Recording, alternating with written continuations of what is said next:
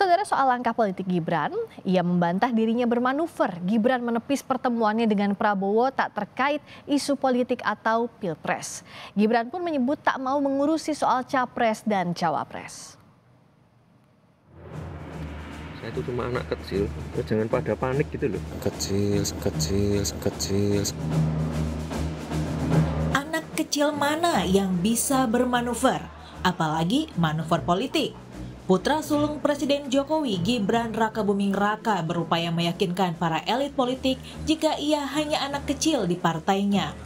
Gibran mengaku dirinya hanya kader biasa, tak punya pasukan, apalagi untuk bermanuver politik. Bukan tanpa alasan, Gibran berulang kali membantah dirinya tengah bermanuver. Belakangan, Gibran sering bertemu sejumlah tokoh politik di tengah hangatnya bursa bakal pencapresan jelang pemilu 2024. Jumat 19 Mei lalu, Gibran bertemu Prabowo Subianto di Solo, Jawa Tengah. Keduanya bahkan sempat berbicara khusus empat mata sebelum akhirnya Prabowo bertemu dengan relawan Jokowi dan Gibran. Prabowo bahkan mengklaim dapat dukungan dari relawan untuk maju sebagai capres. Meskipun tidak mendapat teguran, tapi Sekjen PDIP menyebut Gibran diberikan nasihat khusus oleh Ketua Umum PDIP Megawati Soekarno Putri. Nasihat-nasihat dari Ibu Megawati Soekarno Putri yang disampaikan melalui saya, ya termasuk bagaimana di dalam pemilu ini banyak yang melakukan dansa-dansa politik, sehingga kita harus kokoh sebagai kader partai. Karena itulah fokus kita saat ini menjalankan perintah dari Ibu Megawati Soekarno Putri, kemudian untuk memenangkan pemilu 2024, baik pemilu presiden dengan Pak Ganjar sebagai calon presiden maupun pemilu legislatif. Gibran menyebut dirinya tak mungkin bermanuver. Gibran bahkan menyebut ia merupakan anak kecil yang harusnya tak ditakuti siapapun. Saya tidak bermanuver, saya itu tidak di struktur partai, saya itu cuma kader biasa, saya itu masih kader baru, saya tidak punya pasukan, manuver apa? Saya itu cuma anak kecil, jangan pada panik gitu loh, ya.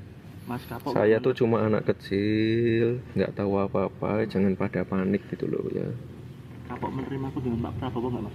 Enggak, loh semua orang kan saya terima, Pak Anies, kita pengajian bareng dan lain-lain. Nanti malam juga ada Pak Gubernur, kan pasti kami terima.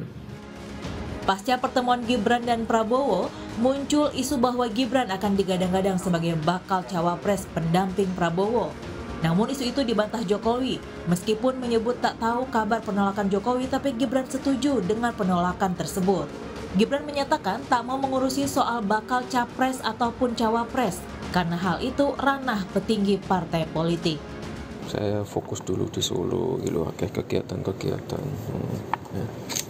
Urusan pencapresan, pemilihan wapres itu urusannya para pimpinan, para ketua-ketua umum.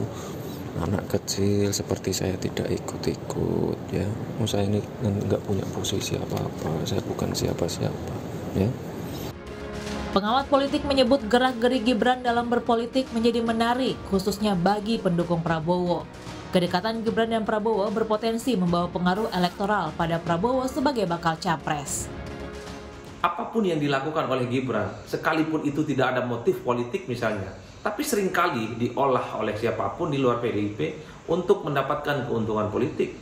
Bagi Gibran mungkin pertemuan dengan Prabowo adalah pertemuan-pertemuan biasa, tapi bagi pendukung Prabowo Subianto itu dianggap sebagai bentuk dukungan politik yang diharapkan para pemilih Gibran dan para pemilih Jokowi itu secara perlahan akan hijrah kepada Prabowo Subianto.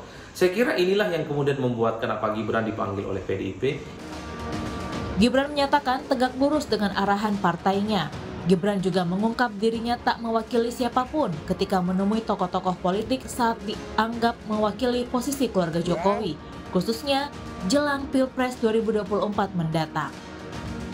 Tim Liputan Kompas TV.